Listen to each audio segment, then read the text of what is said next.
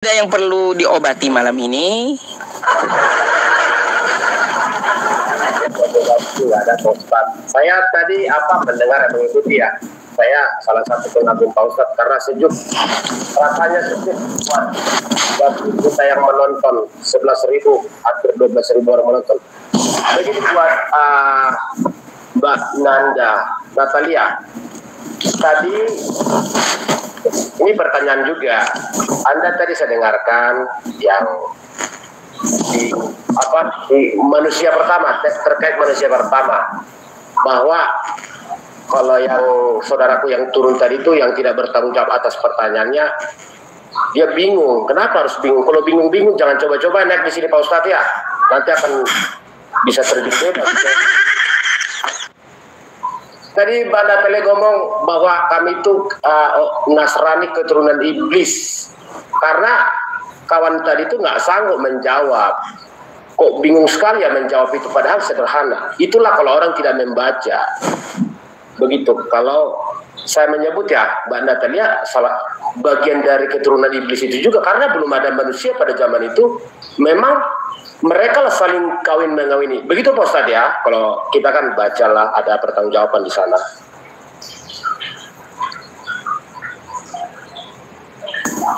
Silakan ditanggapi Ukti Natalia. Iya, tadi ke Anda tadi silakan. Iya, kalau tadi aku nggak bilang Nasrani ya, yang saya bilang tadi Kristen, karena kan di dalam Bible itu punyanya Kristen ya.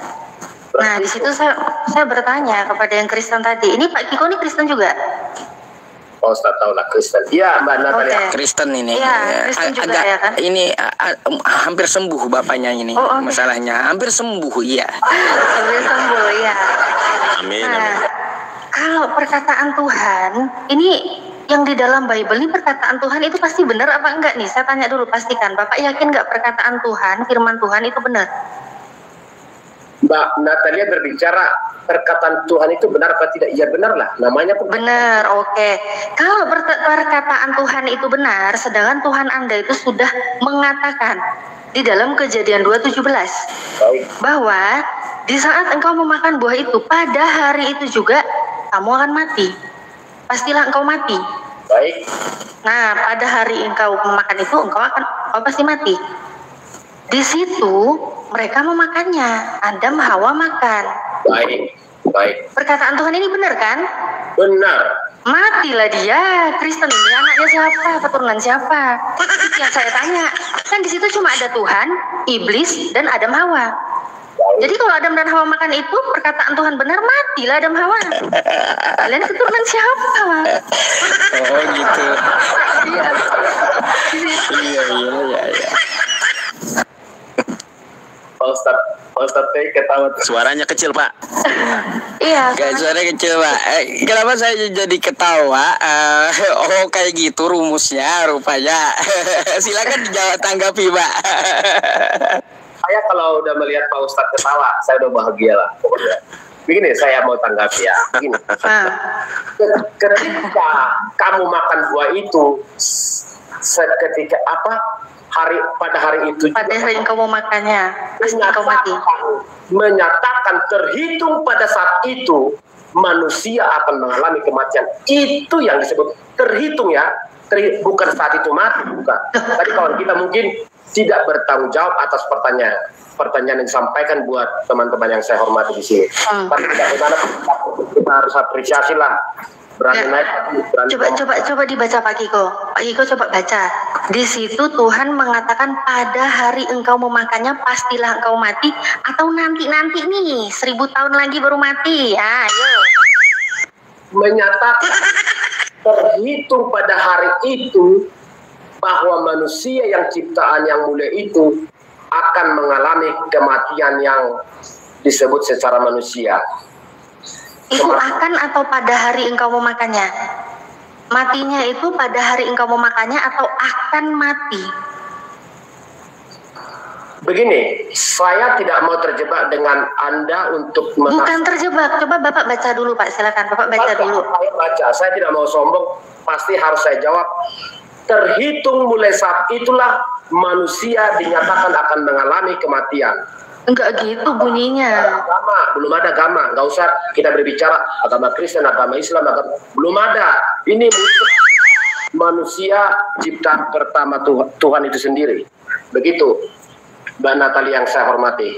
Oke, aku buka data aja ya. Kan Bapak kan sudah baca. Coba nih, saya baca lagi. Mungkin saya bacanya salah ya Pak ya. Coba saya baca coba ya. Saya baca nih. Mungkin saya yang salah bacanya. Mengartikannya yang salah. Enggak, saya nggak perlu mengartikan lah, baca aja karena saya nggak punya hak untuk menafsirkan ya. Ini di Kejadian 2:17. Gedein, oke. Kejadian 2:17. Tetapi pohon pengetahuan tentang yang baik dan yang jahat itu janganlah kau makan buahnya, sebab pada hari engkau memakannya pastilah engkau mati. Mati Pak, mati. Pada hari engkau memakannya Pak, gimana Pak? Ini kata Tuhan Pak. Nggak apa-apa Mbak Natalia mengartikannya seperti yang Mbak Natalia maksud. Itu saya hormati, nggak saya nggak mau membantah. Kalau di sini menurut Tuhan Anda, pada hari engkau memakannya pastilah engkau mati, atau baru dihitung-hitung lagi nih nanti kapan-kapan matinya? Menurut data yang tertulis. Oke, baik. Saya harus menghargai itu. Apapun pendapat siapapun di sini tetap saya harus hargai dan hormati. Begini. Manusia kalau tidak jatuh ke dalam dosa itu karena dia melanggar perintah yang sudah dibuat kepada dirinya, ciptaan Tuhan tersebut, makhluk itu, manusia itu, tapi dia melanggar. Ketika dia melanggar, maka mereka akan mengalami kematian. Begitu Mbak Natalia. Matinya kapan kata Tuhannya Anda? Ya setelah umurnya berakhir dong. Pada hari engkau mau makannya lah.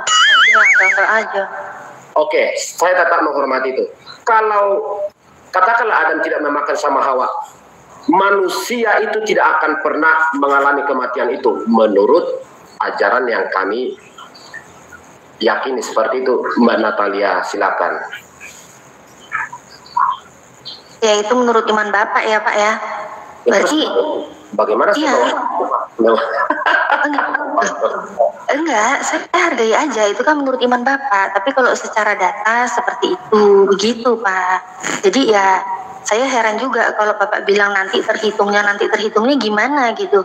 Sedangkan Tuhannya Anda sendiri mengatakan seperti itu gitu loh. Ya. Jadi ini yang benar Tuhannya Anda atau perkataan Anda? Mungkin mau dilanjut ke Bang Nandar, mungkin silakan. Kalau mau bertanya yang lain mungkin silakan Pak. Oke, kasihan ya Mbak Natali. Terima kasih Mbak Natalia atas pertanyaan. Iya. Saya hanya bisa mendoakan aja. Lanjut Mbak Natali.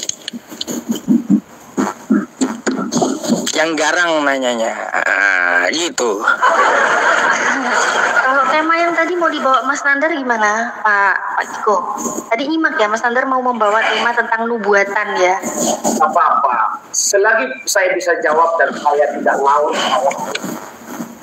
mungkin kalau saya berusaha jawablah semaksimal mungkin dengan apa yang sudah saya pernah alami suatu kegiatan. Ya, silakan, mungkin Mas Nandar mau masuk. Luar biasa mualaf kita satu ini, tepuk tangan. Saya tepuk tangan. Pak Kiko, ini sahabat saya. Beliau ini seorang mu'alafah, dulunya seorang Nasrani, seorang Kristen. Namanya Natalia Iriani. Ya. Beliau dulunya seorang Kristen. Sekarang alhamdulillah jadi debater yang handal, hebat, pinter.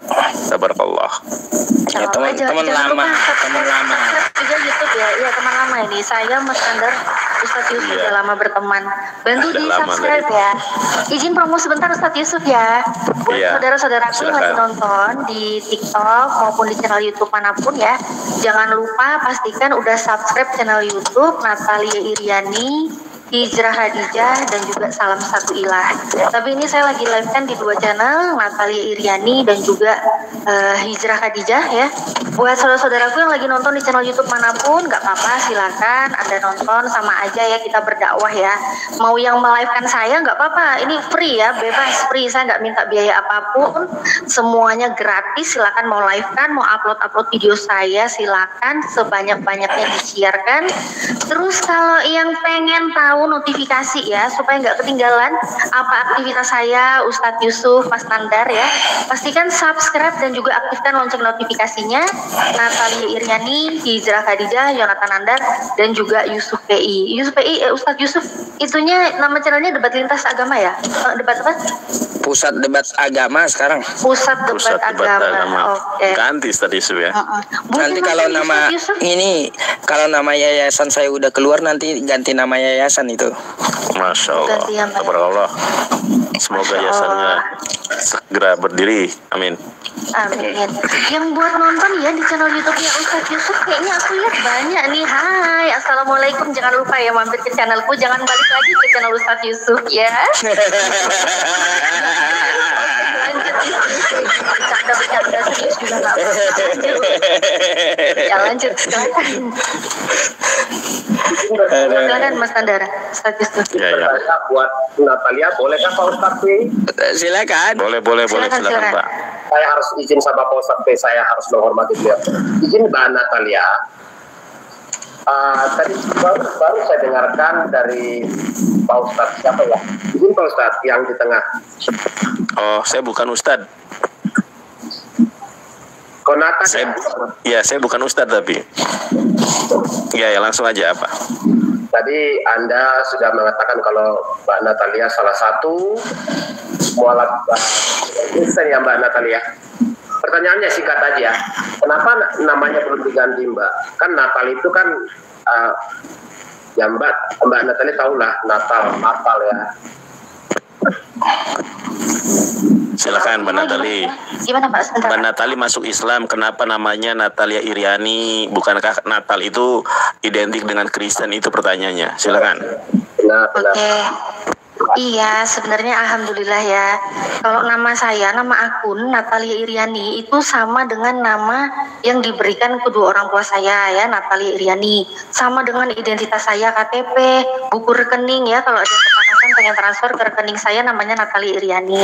Nah tapi alhamdulillah setelah saya berislam, nama saya berganti menjadi Khadijah. Itu nama pemberian dari Habib Ali Ridho Assegaf. Jadi nama saya ini Khadijah. Cuma nama akun-akun saya sesuaikan dengan nama KTP aja, gitu. Tahun berapa Mbak Natalia jadi mualaf? Boleh nggak sih Pak Ustadz bertanya seperti ini? Karena udah. Boleh, tanya aja. Siapa tahu ente juga mau masuk Islam kan gitu. Iya, gitu loh Pak. Ustadz, ini di YouTube-nya Ustadz Yusuf ini banyak yang komplain, katanya foto saya, video saya ini gambar saya nggak kelihatan, katanya mereka pengen lihat. Coba saya dicek. Iya. Coba dicek itu. Coba Mbak Natali dicek itu. Kadang kayak gitu aku juga kalau lagi. Iya. Fotonya Mbak Natali kegedean saya ngeletakin. Saya benerin teman-teman. Salah saya. Gimana sih? Bentar. Aduh. Selera maca. Oke, ya aku gak nyata. Baik. Yang satu dari Mbak Natalia. Inilah salah satu produk ya Kristen. Ngomongnya lembut, lembut, punya intonasi yang enak dan boleh, dan di komen di sini banyak cantik orang. Itu produk Kristen loh Pak Ustadz. Pak Ustadz. Produk Kristen ya. Tapi produk Kristennya saya nih Pak Kiko, selama saya Kristen seumur hidup dan alhamdulillah sampai saya mualaf, sampai saya berislam sampai detik ini, saya nggak pernah makan yang namanya itu B2, itu nggak pernah Pak. Ngokok itu saya nggak pernah makan Pak. Jadi begini muka saya nggak petak Pak, karena saya nggak mau makan itu Pak. Oke, berarti saya mau bertanya sedikit aja. Boleh. Natalia bisa menyeberang. Izin diceritakan sedikit story. Kenapa? Apa alasan saya bisa masuk Islam? Masuk Islam. Ceritakan. Oh gitu ya. Sebenarnya kalau masuk Islamnya sih pasti karena kebenaran yang ada di dalam Islam ya, kesempurnaan yang ada di dalam Islam. Tapi pastinya itu kan ada sebelumnya. Sebelumnya saya Kristen. Otomatis saya belajar dulu dong apa yang saya imani sebagai Kristen dulu. Nah, di situ saya mempelajari Bible. Saya mempelajari, dan di situ saya itu sangat mencintai yang namanya Yesus. Kan dulu dikenalin Yesus itu Tuhan kan. Baik. Saya pelajari Yesus itu siapa. Katanya Yesus itu Tuhan. Saya pelajari, Pak. Nah, ternyata kalau Yesus itu Tuhan, saya mempelajari Bible. Semakin saya mempelajari, saya tuh mengenal Yesus itu utusan. Di dalam Yohanes 17:3 Yesus mengatakan ada Allah, satu-satunya Allah, dan mengenal Yesus Kristus yang telah engkau utus. Nah, di sini kok Yesus utusan? Bahkan di ini Markus 12:29, di situ Yesus pun mengatakan, dengarlah hai orang Israel, hukum yang terutama ialah Tuhan Allah kita, Tuhan itu Esa. Ini Yesus mengatakan, bentar, Ustadz Yusuf noise ya? Iya, Ustadz Yusuf kayaknya apa ya, kayak geruduk gitu ya. Iya. Noise ya. Lanjut Mbak Natali. Angin AC. Oh, angin Lanjut. AC ya. Oh, Inase, oke. Jadi di situ Yesus sendiri mengatakan Tuhan Allah kita, Tuhan itu Esa, yang mengatakan Yesus. Ini kalau Yesus sendiri mengatakan Tuhan Allah kita, Tuhan itu Esa, ini Yesus punya Tuhan dong. Dan dia mengatakan Tuhan itu Esa, oh Tuhan itu Esa dong. Sedangkan di gereja saya dapat pengajaran yang namanya Tuhan itu Trinitas. Ada Allah Bapa, Allah Putra, Allah Roh Kudus. Ini gimana bisa? Katanya Allah Esa, Tuhan Esa. Kalau udah Trinitas, Tritunggal, itu ada Tri, bukan tunggal lagi, udah ketambahan Tri. Nah, ini baru dari ketuhanan. Belum lagi sifat-sifat yang menurut saya nggak masuk akal. Saya tuh mencari Tuhan yang sempurna. Dimana kalau Tuhan yang sempurna itu maha segala-galanya. Ustaz. Iya. Mbak Natali, interupsi Mbak Natali. Bentar. Ustadz Yusuf. Nanti saya kalau ini saya blokir ya. Di V1 itu apa yang katanya judul. Iya, saya nggak tahu masalahnya situs-situs judi online itu, saya nggak tahu gitu. Makasih ya teman-teman. Nanti kalau ada saya blokir. Lanjut silakan. Masya Allah. Ya, Tuhan itu kan harusnya maha segala-galanya. Tuhan tidak pernah mati, Tuhan tidak pernah lapar, Tuhan tidak pernah ketakutan. Ternyata semakin mempelajari Bible kok saya melihat sifatnya Yesus ini kok manusia, memang manusia banget gitu. Di Matius 12 di Matius 21 ya, Matius 21 yang ke-19 ya, 18 sampai 19. Di situ Yesus merasa lapar. Sedangkan Tuhan itu kan nggak pernah lapar gitu. Itu hanya sebagian hal-hal kecil ya. Sebenarnya banyak sekali kalau saya mau pelajari dalam Bible yang memang benar-benar saya lihat ini Yesus memang punya Tuhan. Matius 12:18. Inilah hambaku yang kupilih, yang kukasihi, yang kepadanya aku berkenan. Ternyata setelah dilihat satu perikop, judul perikopnya pun Yesus hamba Tuhan. Hamba Tuhan, ini selagi dia hamba Tuhan, kok hamba Tuhan dijadikan Tuhan ini gimana gitu. Itu yang paling penting sih di situ sih. Tapi selama aku pelajari Bible ini, kalau aku ceritakan semua di sini nggak cukup Pak waktunya Pak, nggak cukup. Karena banyak banget yang saya pelajari di dalam Bible, bahkan kontradiksi-kontradiksi. Terus kemudian hal-hal yang sangat aneh ya Pak ya. Sebenarnya kalau mau melihat agama yang benar itu kan kita nggak hanya melihat dari ajaran kasihnya, enggak ya. Maksudnya kalau hanya mengasihi sesama, saya rasa semua keyakinan pun sama-sama mengajari untuk saling mengasihi, benar ya Pak ya. Bahkan orang ateis pun bisa dia mengasihi sesama. Nah, tetapi pilihan saya untuk berislam itu Pak Kiko, saya harus mempunyai agama itu dari 3 aspek. Aspek teologis, ketuhanan, harus benar Tuhannya. Ya. Kemudian aspek yang lainnya itu adalah aspek ibadah. Ya. Nah, ibadahnya pun harus benar. Benar nggak perintah ibadah ini perintah datang dari Tuhan? Kalau muamalah ya itu hampir semua keyakinan pasti mengklaim dia mengajarkan kebaikan, itu udah jelas. Nah, tapi 2 aspek ini, teologis dan ibadah, saya hanya menemukan itu di Islam. Kenapa saya bilang hanya menemukan di Islam? Pertama, kita uji dari kitab sucinya Pak. Saya uji dari kitab suci yang 100% benar, gak ada kesalahan sekecil apapun. Di situ berarti saya bisa menemukan Tuhan yang benar. Tuhan yang diperkenalkan di dalam kitab suci itu pasti Tuhannya benar. Nah ternyata saya menemukan itu di dalam Al-Quran. Baik, Di dalam Al-Quran, iya saya menemukan itu Pak. Coba ini saya bandingkan aja ke Bible ya, Bapak bisa cek sendiri. Nggak apa-apa. Saya hanya mau tanggapi sedikit aja, Oke, silakan tanggapi dulu Pak. agak terselip di hati saya. Mbak Natalia mengatakan kalau di ajaran Islam itu tidak ada sedikit pun ya, berarti murni tidak ada kesalahan. Bagaimana Mbak Natalia mengatakan itu, sejauh mana Anda sudah memahami, mempelajari, bahkan saya nggak tahu ya, bukan mengukur ya, bukan mengukur atau kemampuan seseorang, enggak. Cuma hanya pengen tahu sekolah Mbak Natalia sampai sejauh ini apa S2 kah, S3 atau apa? Oh, kalau kuliah mah saya hanya sampai pagar aja Pak, kalah sama Bapak. Ya. Kalau sekolah mah saya hanya sekolah minggu gitu Pak, saya jemaat biasa gitu Pak ya. Saya nggak perlu lah terlalu membanggakan pendidik kayak gimana, pendidikan saya kayak gimana, nggak perlu gitu loh Pak. Baik, kalau dibilang mahasiswa ya saya juga pernah jadi mahasiswa, sudah selesai juga, saya menginjak itu sudah selesai. Tapi bukan itu permasalahannya. Permasalahan di sini yang kita bahas bukan itu Pak. Baik. Justru yang permasalahan kita harus diskusikan di sini berdasarkan data. Baik. Begitu Pak. Tapi terkait tadi Yesus itu benar-benar kita harus secara pengertiannya harus jamak Mbak Natalia. Karena apa? Itu kan merujuk pada Tritunggal ya. Tapi apapun ya, Mbak Natalia pernah di dalam ini, tapi apapun banyak memahami, banyak mengerti tentang bagaimana ketuhanan Kristen ya. Wajar kalau Mbak Natalia punya kesanggupan untuk berdiskusi, berinteraksi, katakanlah untuk tanya jawab. Ya, saya tidak mengharapkan itu. Tapi apapun tetap saya hormati. Kalau memang Mbak Natalia mengatakan bahwa Tuhan yang benar adalah di Islam, ya itu saya harus hormati juga. Itu pilihan. Bisa diuji Pak, bisa diuji. Nah, tadi saya belum selesai menarasikan.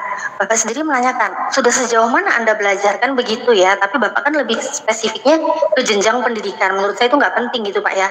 Karena menurut saya yang namanya jejak pendidikan itu pendidikan ya, itu hanyalah keberuntungan sih. Hanyalah keberuntungan. Ada orang yang bisa beruntung sampai dia S3, ada orang yang beruntung sampai kedokteran, ada yang dia hanya karena kurang beruntung dia hanya bisa selesaikan sampai di jenjang yang seperti apa begitu Pak ya. Jadi itu bukan menjadi acuan gitu Pak. Oke. Mengenai apa yang sudah saya pelajari, kita bisa uji Pak. Yang saya pelajari dalam beragama, yang saya pastikan itu adalah agama yang sempurna, saya uji dari kitab sucinya dulu Pak. Baik. Al-Quran itu 100% benar, nggak ada kesalahan sekecil apapun. Dan itu murni. Bisa dicek. Bapak tahu, zaman Nabi Muhammad diutus 1400 tahun silam, itu Nabi Muhammad bisa mengabarkan ada yang namanya garis edar tata surya. Matahari, bulan, itu beredar di garis edarnya. Itu di surat Yasin ayat 38-40 dan juga Al-Anbiya ayat yang ke-33. Ini Nabi Muhammad dulu belum ada peneliti, belum ada ilmuwan. Tapi kok bisa sih mengabarkan ini? Ini datang dari mana wahyunya? Datang info dari mana kalau bukan dari Tuhan yang Maha Tahu? Datang dari mana kalau bukan datang dari Tuhan semesta alam yang menciptakan semuanya? Ini kapasitasnya bukan manusia biasa lagi. Kemudian ada api di dasar laut di dalam surat At-Tur ayat 1-6. Sebenarnya masih banyak sekali hal-hal yang diceritakan itu zaman Nabi Muhammad diutus. Baik. Dan sekarang interupsi sedikit Mbak Natalia. Bang Nander mana? Ya beliau temani saya sebentar aja. Ya, beliau juga mau lab masalahnya. oh Iya, Bang Nandar peran pengganti saya sebentar kan, saya bilang dari awal dari tadi. Lanjut. iya, makasih Ustadz. Oke, saya lanjut ya. Nah, kalau saya lihat Pak, ini namanya Al-Quran nih kok bisa ya begini ya. Ini pasti kapasitasnya bukan kapasitas manusia biasa. pasti Nabi Muhammad ini mengetahui semua dari Tuhan, Tuhan yang benar.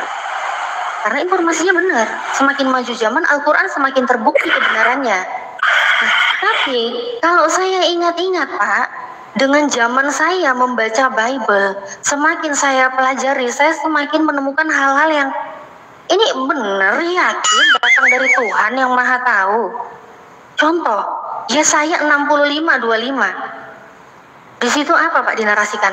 Serigala, domba, itu mereka makan bersama-sama. Serigala kok ketemu domba malah diajak makan bareng? Kok nggak dombanya yang dimakan? Terus mereka makan apa? Makan jerami. Lah kok bisa Pak? Ini Tuhan yang gimana ini kok bisa ngasih informasi seperti ini gitu loh. Ini yakin Tuhan yang Maha Tahu menginformasikan seperti ini. Kemudian ada ular makan debu di Kejadian 3:14. Ini saya seumur hidup sampai sekarang saya nggak pernah menemukan ular itu makanannya debu. Ular itu makanannya apa? Daging. Kita tahu lah rantai makanan. Ular itu makan apa? Masa sih makan debu ular? Ada-ada aja. Ini yakin Tuhan yang benar menginformasikan seperti itu. Bahkan yang lebih kocak lagi, di Ulangan 11:30 ada matahari itu terbenamnya di sebelah jalan raya. Ini firman Tuhan atau apa ya? Bisa dicek Pak, Ulangan 11:30. Jalan raya. Iya, Ulangan 11:30. Di situ ada matahari yang terbenam di sebelah jalan raya. Nah, ini informasi-informasi seperti ini, gimana bisa saya menemukan Tuhan yang benar sedangkan informasinya seperti ini? Kalau di Al-Quran dengan informasi yang teruji kebenarannya, ya, di situ maka jelas, oh ternyata di Islam, di dalam Al-Quran saya diperkenalkan Tuhan yang benar. Apa? Di dalam surat Toha 14. Sesungguhnya aku ini Allah, sembahlah aku dan dirikanlah sholat untuk mengingat aku. Ini jelas nih, Tuhannya jelas.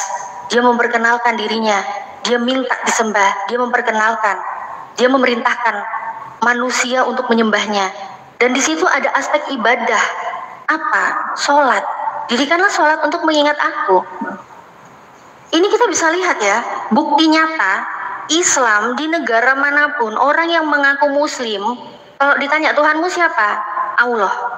Tuhanmu siapa? Allah. Dari negara apapun, baik dia di tempat terpencil pun pasti dia akan mengatakan Allah. Mau dia sholat di rumah, sholat di masjid, Tuhannya pasti Allah. Nggak ada Tuhan saya, Tuhan kamu siapa? Allah tapi begini, tapi begitu. Nggak ada.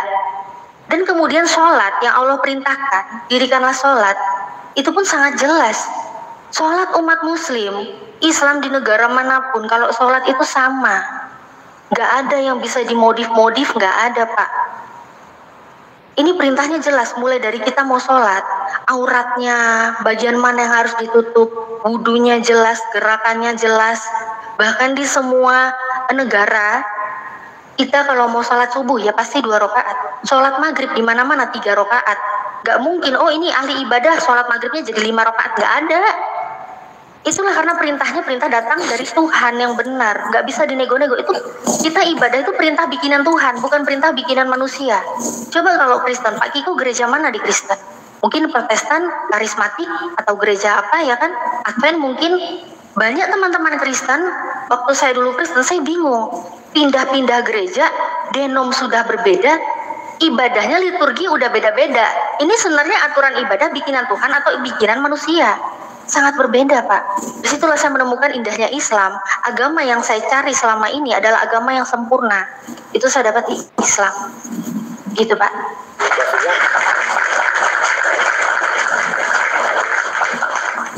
Kalaupun memang ada yang pindah-pindah, saya boleh menanggapi. Catatan dia menyembah Tuhan yang disembah dia, bukan berarti berpaling kepada sesembahan yang lain. Itu Mbak Natalia. Benar ya? Suaranya kecil sekali Pak. Kejauhan kayaknya itu Pak. Kalaupun ada yang katakanlah berpindah gereja, manusia sifatnya melanggar. Ada yang taat, ada yang melanggar. Itu nggak bisa kita simpulkan kalau masalah perilaku bermacam-macam. Kalau masalah katakanlah pindah-pindah, ada penyebab, kadang-kadang mungkin Ustaz Yusuf noise. pindah tinggal, pindah alamat, pindah pekerjaan, mungkin masalah faktor-faktor lain seperti itu Mbak Natalia kan sudah pernah tahu lah di dalamnya kan, seperti itu. bukan karena kenapa. Kalaupun itu kan pribadi, kalau memang ada pun yang sifatnya melanggar pribadi, namanya Mbak Natalia. Di sini saya bukan membicarakan oknum, Pak. Kalau oknum saya tahu di semua keyakinan pasti ada oknum. Tapi yang kita lihat aturannya. Yang saya bingung aturan beribadah. Kalau di Islam ibadahnya aturannya jelas. Nabi Muhammad sendiri mencontohkan dan itu perintahnya dari Allah. Nah, tapi kalau Kristen, waktu saya Kristen yang saya bingung ibadah ini liturginya aja udah beda-beda. Di GBI, di karismatik, ya kan? Karismatik udah jelas beda loh, Pak.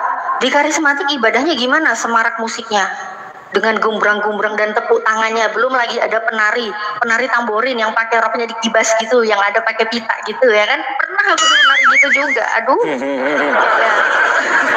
Nah, terus begitu saya datang ke gereja seperti GPIB, GKI, dengan khusyuknya, dengan tenangnya, nggak ada tepuk tangan, kecuali sekolah minggu ya. Tapi kalau ibadah raya yang dewasa, nggak ada hal-hal itu.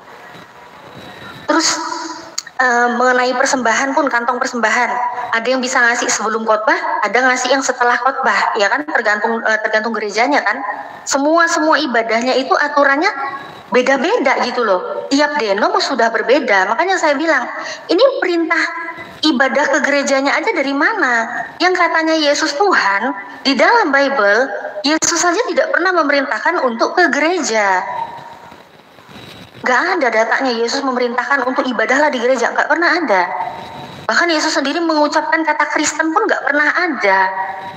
Nah, tapi kok bisanya ada Kristen yang terbentuk menganggap Yesus Tuhan dan mereka beribadah di gereja dan tiap denom itu berbeda-beda.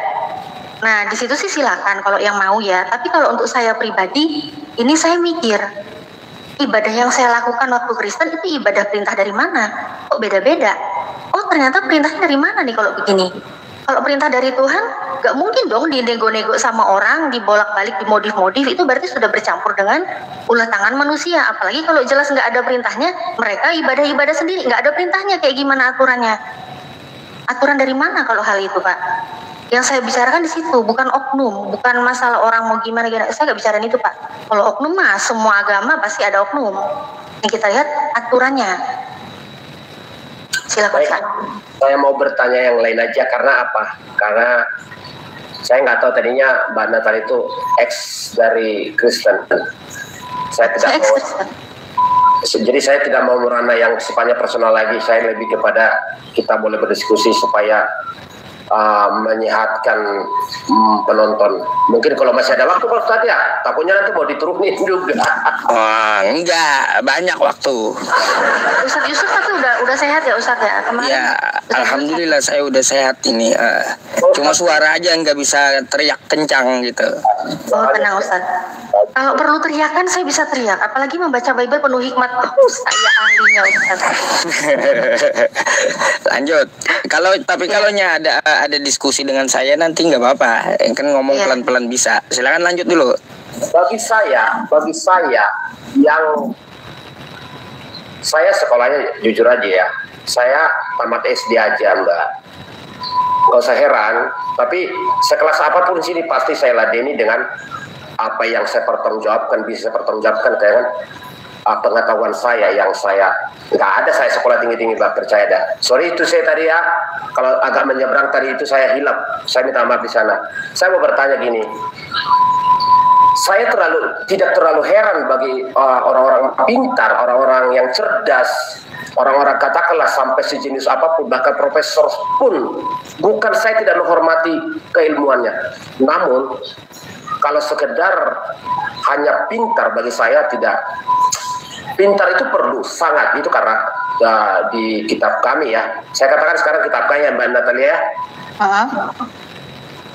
Pintar aja nggak cukup, karena kalau menurut pemahaman saya, penghayatan saya, untuk boleh sebagai yang menerima hikmat dan ajaran yang benar dari Tuhan itu adalah harus vertikal dan horizontal apapun di dunia ini. Bagaimana dia boleh berinteraksi buat sesama manusia, baik orang sekecil apapun, sebesar apapun, baik pintar, tidak pintar. Saya melihat dari perbuatannya. Bagaimana Mbak Natalia untuk menanggapi ini? Kita untuk menerima ajaran itu yang Mbak Natalia boleh menanggapi perkataan saya. Ajaran. Ajaran. Ya, sebenarnya kalau ajaran, apalagi diskusi kayak gini, kita diskusi lintas agama ya. Yang paling penting ya memang kita menggunakan akal. Yesus sendiri pun berpesan seperti itu, Pak. Akal yang dipakai. Yesus mengatakan apa di Markus 12 yang ke-30? Kasihilah Tuhan Allahmu dengan segenap hatimu, dengan segenap jiwamu, dan dengan segenap akal budimu, dan dengan segenap kekuatanmu. Ini akal itu harus dipakai, Pak. Kalau orang Islam sih memang bilang banyak sekali ayat-ayat di Al-Quran. Itu Ustadz Yusuf hafiz Quran, Ustadz Yusuf bisa kasih datanya ya, dalilnya di Al-Quran. Banyak sekali yang menjelaskan memang Islam itu untuk orang-orang berakal, untuk orang-orang yang berpikir. Nah, tapi di Kristen pun sebenarnya Yesus sendiri mengatakan untuk mengenal Tuhan, mengasihi Tuhan, kita harus menggunakan akal. Gimana bisa kita mencintai Tuhan sedangkan kita mengenal Tuhan aja nggak masuk akal? Di situ problemnya, Pak. Apakah masuk akal ketika Kristen mengimani Yesus sebagai Tuhan, sedangkan Yesus datang ke dunia ini sebagai manusia? Sedangkan manusia itu terbatas, Pak. Apakah masuk akal manusia itu Tuhan? Baik, karena pemahaman yang Mbak Natalia bawa ke saya bukan jamak lagi, jadi saya nggak mau masuk lagi karena itu. Lebih baik saya mau bertanya yang lain aja, karena Mbak Natalia memahami, pernah mengalami, pernah belajar, pernah di dalamnya. Ya, saya tidak mau bertanya itu lagi. Tapi kalau sekarang saya izin Pak Ustadz ya, mau nyebrang sedikit Pak Ustadz ya. Silakan. Bagaimana pendapat Anda tentang surga di ajaran saudaraku Muslim? Coba, saya biar mungkin ya yang nonton juga ya, mungkin banyak Nasrani juga, banyak saudara-saudara Kristen juga, mungkin agama lain juga, supaya secara keimanan secara Islam boleh Mbak Natalia jabarkan di sini bagaimana surga menurut ajaran Islam. Oke, surga menurut ajaran Islam ya. Aku bertanya ya. Iya. Aku bertanya. Baik, surga menurut Islam ya, Allah memberikan beberapa informasi di dalam Al-Quran. Dan juga ada hadis yang melalui Nabi Muhammad. Nah, tapi surga yang diberikan informasinya itu kita nggak bisa membayangkan, oh ternyata seperti ini. Karena apa yang ada di dalam surga itu jauh ya, bahkan tidak pernah apa yang kita lihat, tidak pernah apa yang kita pikirkan, dan tidak pernah apa yang kita dengar, itulah yang akan kita dapati di surga. Tapi itu versi Nasrani Mbak Natalia. Versi Nasrani itu ada gambaran di surga, Pak. Matius 21:31. Pemungut cukai dan perempuan-perempuan sendal lebih dahului kamu masuk dalam kerajaan Tuhan. Itu di Kristen, pesendal belum masuk surga. Nah, tapi di Islam, di dalam surat Al-Baqarah ayat yang ke-25, di situ Allah menjanjikan surga kepada orang-orang yang beriman. Orang-orang yang beriman kepada Allah itu akan mendapatkan surga kekal di dalamnya. Jadi beda, Pak ya. Surga yang diberikan Allah menurut Islam itu kepada orang-orang yang beriman, orang-orang yang berbuat baik, bukan orang-orang yang bersendal. Ya, di situ Pak kalau di Islam. Itu konteks yang saya tidak mau terima. Mau terima.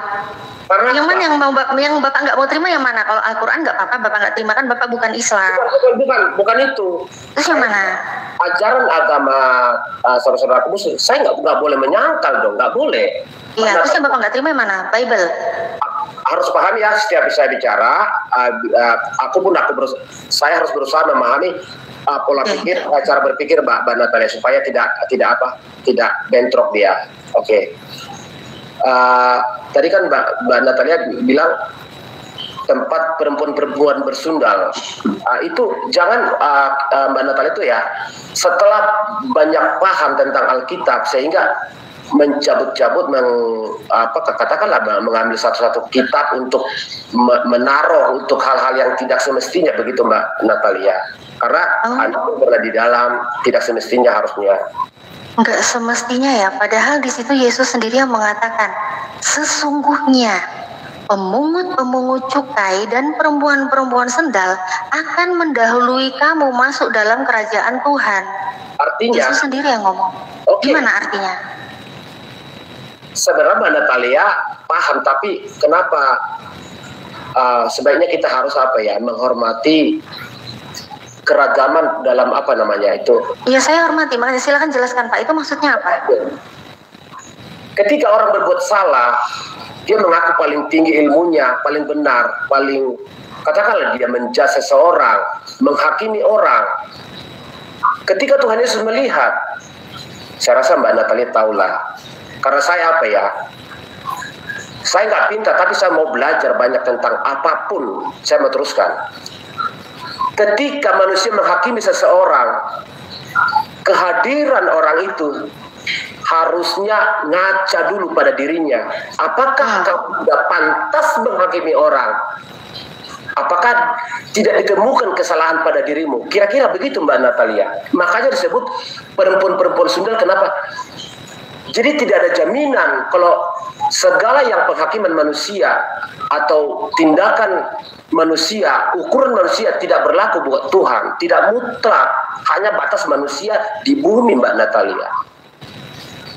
Baik, Bapak udah pernah baca belum Matius 21:31? Begini Mbak Natalia, kalau masalah baca sudah hampir 3 kali, ini mau 3 kali karena saya wajib tapi izin saya kalau di tes kalau banyak pun teman-teman saya agama muslim menghafal ayat, saya tidak heran karena itu mungkin Anda teman belajar, suka belajar, seorang akademis pengen tahu apapun di dunia ini manusia boleh belajar apapun. Jadi kalau ada mengetes saya, tahu nggak isi ini? Tahu nggak ayat ini? Itu bagi saya tidak perlu. Tapi saya menghormati orang yang paham banyak ayat, yang tahu bisa. Bapak ini menghormati nggak apa yang Yesus sampaikan? Pasti 100%. Nah, 100%. Jadi kalau Bapak menghormati apa yang Yesus sampaikan, saya pun menghormati juga sih. Saya nggak berani loh ya menentang apa yang sudah Yesus sampaikan di Bible. Itu iman Kristen, silakan. Jadi di saat Yesus mengatakan di Matius 21:31, Yesus mengatakan sesungguhnya, ini sesungguhnya loh, Yesus ngomong serius loh. Ya. Sesungguhnya pemungut-pemungut cukai dan perempuan-perempuan sendal akan lebih dahulu mendahului kamu masuk dalam kerajaan Tuhan. Ya, saya nggak mau menafsirkan macam-macam gitu. Tapi kalau orang Kristen mau menafsirkan, mau mengimani seperti apa, itu silakan. Nah, di sini Yesus mengatakan seperti itu. Oh ya, bagus sih kalau Kristen seperti itu, dan alhamdulillah saya sudah bukan Kristen lagi. Karena kalau saya masih Kristen, gimana ya? Saya mau masuk surga, harus masuk surga ini saya harus bersaing dengan para pesendal dan pemungut cukai. Oh, nggak bisa dong. Masa saya harus jadi perempuan sendal? Oh ya nggak mau dong Pak. Masa muka kayak gini bersaing sama pesendal, ya rugi dong Pak. Gitu.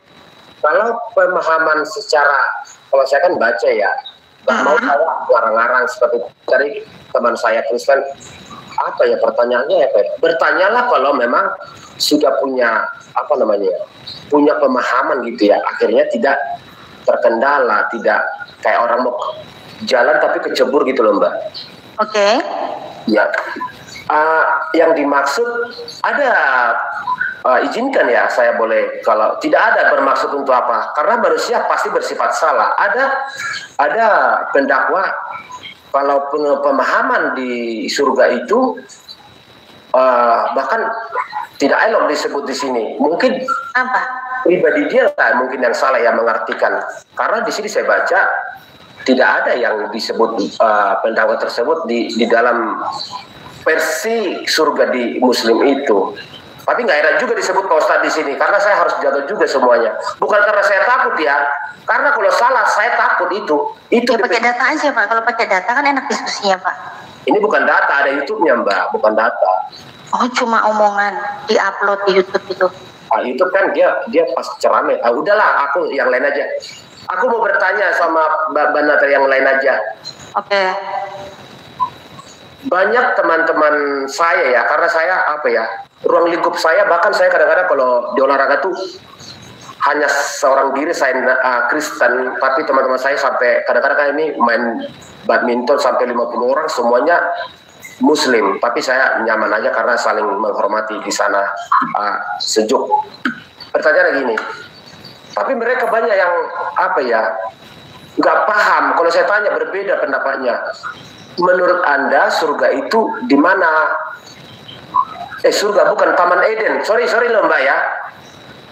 Menurut Anda Taman Eden itu di mana? Ada yang jawab di surga Mbak. Ada yang jawab di, ya kalau kita ya sudah banyak belajar, banyak mencari tahu tentang hal itu ya, harus ya kembali lagi data ya. Bagaimana sebenarnya, kenapa bisa berbeda-beda pendapat? Mengatakan di surga, ada yang mengatakan di, ya katakanlah di Irak ya. Mbak Natalia nggak usah buka data, itu sepele pertanyaan Mbak Dalita. Kenapa nggak usah buka data, Pak? Maksudnya jawaban secara tetap sih data, cuma pertanyaan saya itu pertanyaan simpel menurut saya. Oke, kalau mengenai Taman Eden ada di mana? Ini saya tanya dulu nih sama Bapak. Taman Eden itu ada di mana, Pak? Karena kalau Adam dan Hawa itu bukan di Taman Eden yang seperti yang Kristen pikir gitu.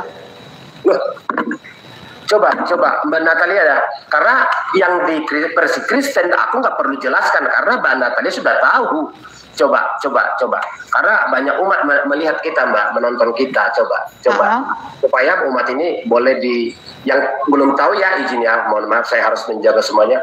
Yang belum tahu supaya jadi tahu, semakin jelas gitu. Coba kita mau tahu dan saya mau tahu juga Mbak.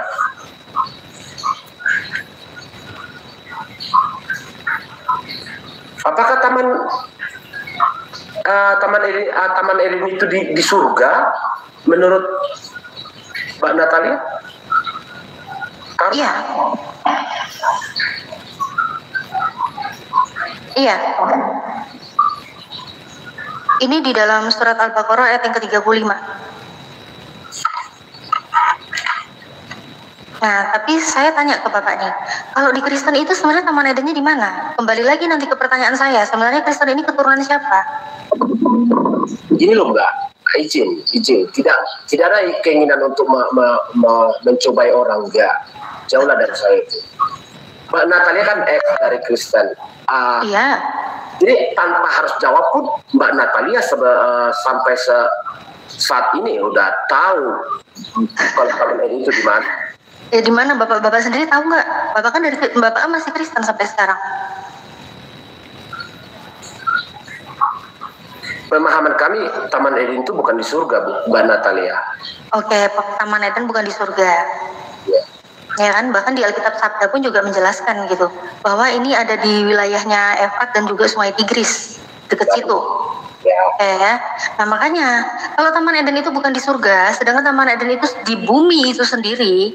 Makanya kembali lagi ke Kejadian 2:17.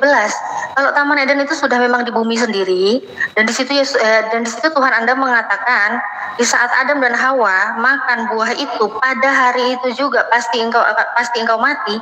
Ya berarti hitungan harinya pun hari di dunia. 1 hari 1 kali 24 jam.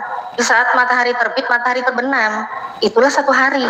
Tapi kok Adam dan Hawa di saat makan, ini perkataan Tuhan benar apa tidak? Kalau benar mereka mati, Kristen keturunan siapa? Kembali lagi ke situ Pak.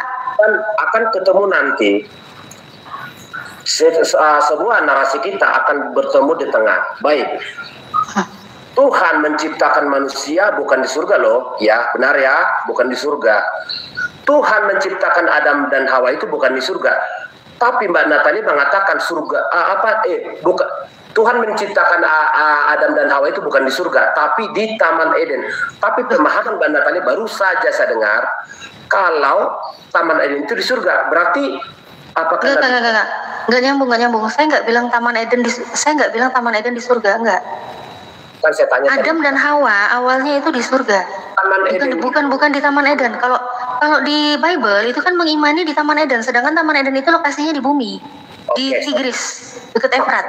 Saya bertanya, ya? Taman Eden menurut ajaran, kan saya bertanya loh Mbak ya. Iya, saya juga menjawab loh Bapak. Makanya saya di sini juga bertanya kepada Bapak. Taman Eden menurut versi Islam, biar kita sama-sama tahu dan banyak umat menonton sekarang. di mana versi Islam? Silakan dijawab, Mbak. Di surga, Pak. Di surga, bukan di Taman Eden, bukan di bumi, di surga. Taman Eden di surga? Bukan Taman Eden. Di Islam bukan di Taman Eden, Pak. Di Islam bukan di Taman Eden. Di surga.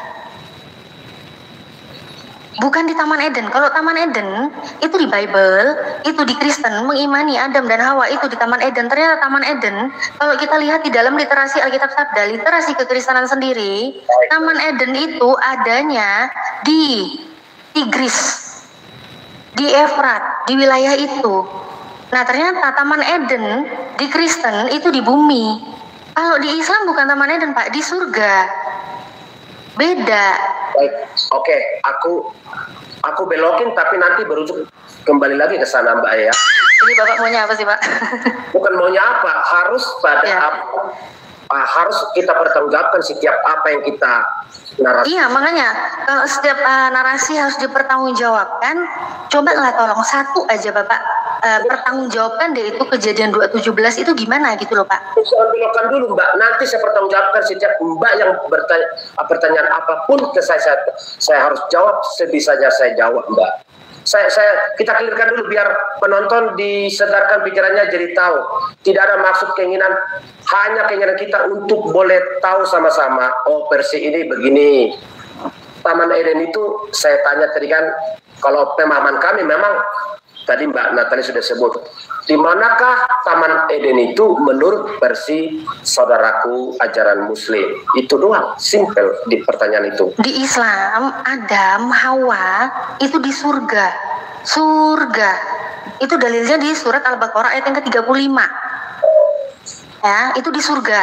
Dan di situ Allah pun bilang, makanlah gitu kan, apa yang kamu sukai, tapi jangan kamu dekati pohon ini. Itu di surga, Pak. Di surga, bukan di bumi. Oh, menurut Berbeda. Oke. Ya. Itu Jadi saja. itu Pak, bedanya di situ ya. Selesai ya, Pak? Oke. Selesai.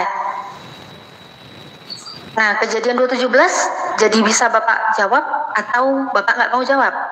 Yang saya tanya itu. Di saat Tuhan Anda mengatakan, di saat engkau memakannya, pastilah engkau mati. Pada hari engkau makannya, pastilah engkau mati. Tadi sudah saya jawabkan, Mbak. Keturunan siapa kalian? Kalau merujuk apa ya? Kalau kembali pertanyaan itu, saya mau jawab. Itu sudah rananya sudah nggak elok. Keturunan siapa kalian? Kalau kita berbicara di masa Adam, Anda pun masuk di dalamnya. Oh, tapi berbeda. Berbeda, Pak. Ada berapa orang, Mbak? Loh, Coba. bukan masalah Adam berapa orang. Apa yang Tuhan Anda narasikan di dalam kejadian 2:17, pada saat Adam, Hawa memakannya, ya, pada hari engkau memakannya, pastilah engkau mati. Itu menurut Tuhan Kristen. Ya, Pada betul. hari engkau memakannya, pasti engkau mati. Dan hari Adam Hawa memakannya, itu pun hari mereka sudah, memang dari dulu mereka di Taman Eden. Taman Eden itu di dunia. Perhitungan satu hari, itu satu hari, 1 kali 24 jam. Di saat matahari terbit, matahari terbenam, itulah satu hari. Tapi pada saat hari memakannya, kalau memang perkataan Tuhan Anda ini benar, ya berarti matilah dia, Adam Hawa. Anda keturunan siapa? Sedangkan di Taman Eden saat itu cuma ada Tuhan, iblis, dan juga Adam Hawa.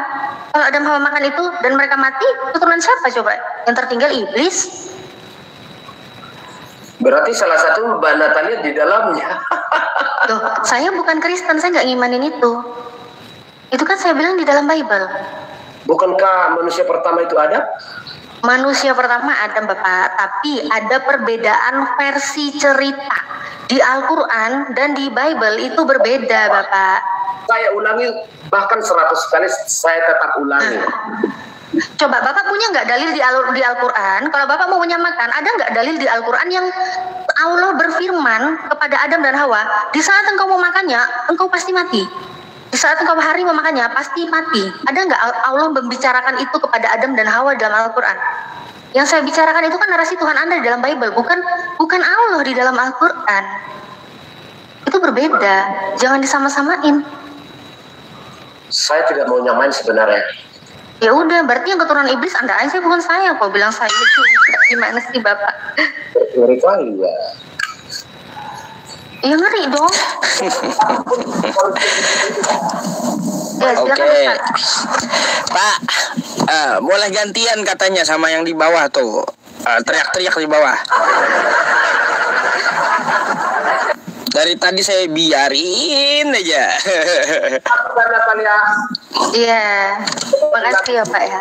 Sesi selanjutnya kalau ada waktu. Kalau Terima kasih Pak Haryanto ya. Semoga hidayah menghampiri Anda, Pak Haryanto.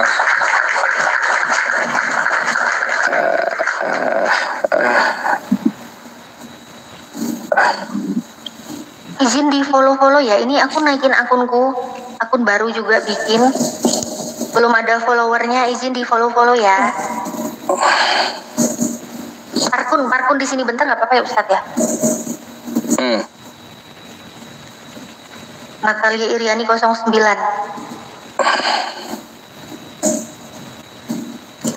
Yang Kristen aja ya satu nih, mana? Loh, ngapain pula Bang? Penasaran pula ente, balik lagi.